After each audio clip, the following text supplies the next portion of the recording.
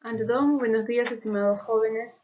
El día de hoy vamos a hablar acerca de la cultura hebrea, de dónde se desarrollaron, qué aportes nos dejó estos llamados hebreos. Así que presta atención e iniciemos con este tema. Y ahora pasaré a los hebreos. Los hebreos son los antepasados de los judíos.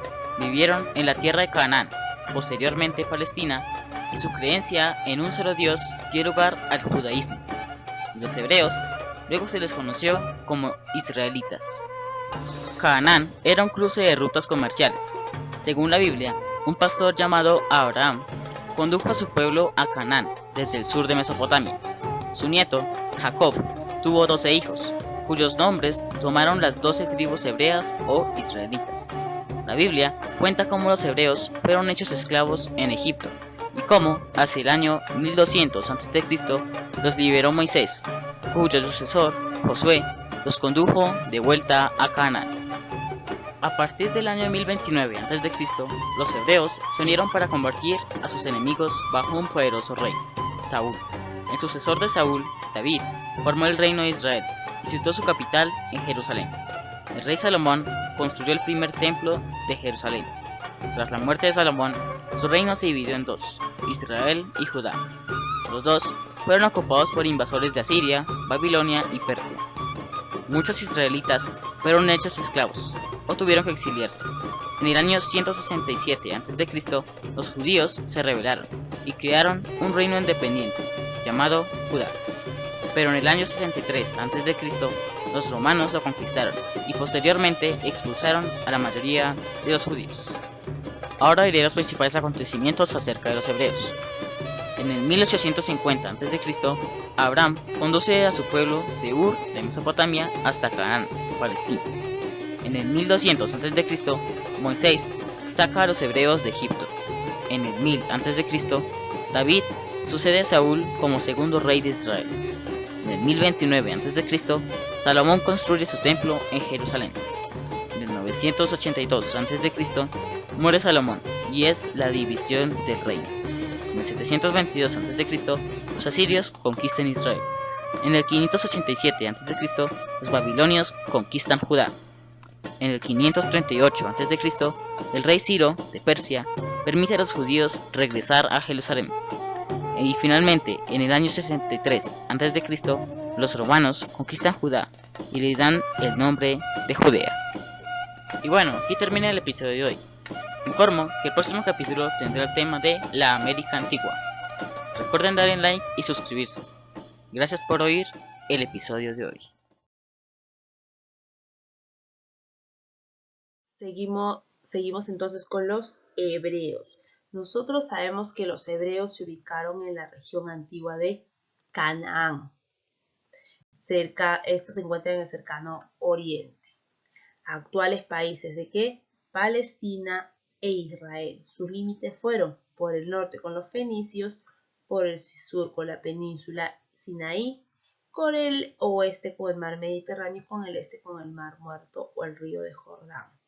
Los hebreos eran tribus nómades de origen semita, dedicados al pastoreo. Cuando se establecieron en Canaán, procedentes de Ur de Caldea, practicaron la agricultura, cultivando trigo, olivo, vid y frutales. Los jóvenes no se deben olvidar, supieron aprovechar el intenso comercio de las caravanas realizados entre Ur y Harán, que se encontraban en los montes de Armenia. Era una sociedad patriarcal y esclavista.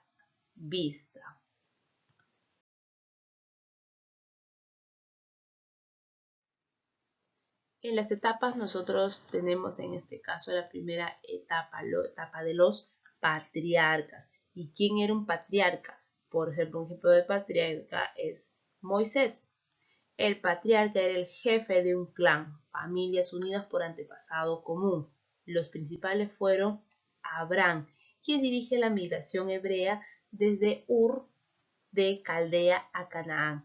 Jacob, Israel, surge las 12 tribus israelitas. Siglo XV a.C. se da la migración hebrea a Egipto. Sin embargo, serán esclavizados por los egipcios.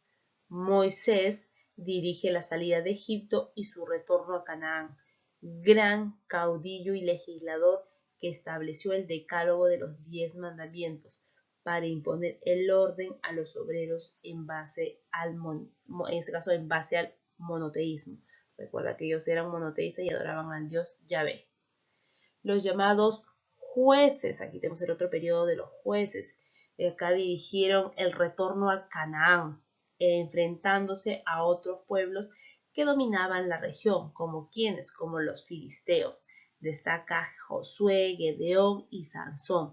Se encargaron en este caso de velar por las costumbres religiosas, impartían justicia y cuidaban la defensa militar. Luego tenemos los reyes. Para consolidar su posición en la religión y luchar con los filisteos, las tribus se unificaron y nombran a un monarca. Los principales reyes fueron Saúl, primer rey de Israel, ungido por Samuel, presta atención, último juez de Samuel, David, organizador de la monarquía europea. Luego tenemos una obra de David, este unificó las 12 tribus y estableció la capital en Jerusalén. Y por último, a Salomón, que es un notable diplomático y estadístico. Impulsó el comercio con fenicios, egipcios, Caldea, Arabia y sobre todo mandó a construir el templo de Jerusalén. Y por último, la dominación extranjera. ¿En qué consiste o qué es lo que se dio en esta dominación? Pues a la muerte de Salomón, el reino se divide en dos. En el reino de Judá, como se ve aquí en nuestra imagen, y el reino de Israel en el norte. Posteriormente, ambos reinos serán conquistados por los asirios. ¿Y qué rey de los asirios los conquista? Sargón II destruye Samaria. Babilonios, como Nabucodonosor II, esclaviza al pueblo de Judá. Los persas con Ciro el Grande, en este caso, van a también a formar parte de esta invasión extranjera. Incluso hasta Alejandro Magno, macedonio, ingresa también a este territorio y finalmente pasaría a convertirse en provincias romanas como Pompeyo el Grande. Los jóvenes no se vayan a olvidar este dato. Seguimos entonces.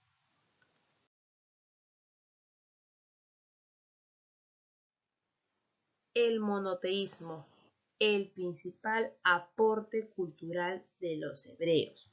Si algo diferenció a los hebreos de los demás pueblos es su religión monoteísta, centrada en el culto de Yahvé, cuya palabra, según su escritura, se encuentra en el Tanakh. ¿Y qué es el Tanakh? Es la Biblia judía o Antiguo Testamento de la Biblia cristiana. Es el libro sagrado recopilado a través de su historia por los llamados hagiógrafos, que son escritores sagrados. Uno de ellos fue el profeta Ezequiel. La historia real de los hebreos se confunde con los hebreos religiosos y las normas contenidas en estos libros sagrados y a la vez histórico. Son 24 libros divididos en 3 categorías. La primera es la ley o Torah, la siguiente es los profetas o Nibín y la tercera es hagiógrafos, que es Ketubín. Jóvenes, no se vayan a olvidar entonces de esta estructura de los 24 libros que fueron divididos en 3 categorías: la ley, los profetas y hagiográficos, los hagiográficos. ¿Ya? Conmigo sería todo el día de hoy.